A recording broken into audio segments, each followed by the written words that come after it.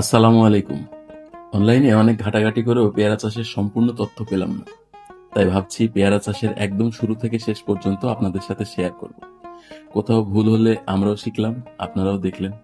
Win win situation আর কি। চলেন আজকে চ্যাট জিপিটি থেকে পেয়ারা গাছের প্রুনিং এর যে জ্ঞান পেয়েছি সেটা অ্যাপ্লাই করি। এটা আমাদের সেকেন্ড টাইম প্রুনিং। লাস্ট উইকে গাছের জমি পরিষ্কার করে সার দেওয়ার পর গাছের গ্রোথ অনেক ভালো হয়েছে আলহামদুলিল্লাহ। আসেন এখন আমরা কাটিংটা দেখি।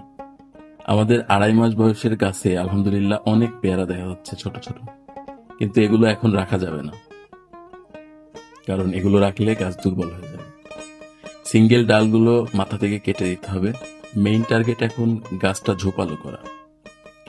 গ্রাফটিং এর নিচে যে ডালগুলো বের হবে সেগুলো গোড়া থেকে কেটে দিতে হবে। এই তো, বেশি কিছু না। কাজটা সহজ কিন্তু অনেক মজার। ভালো থাকবেন সবাই। আল্লাহ হাফেজ।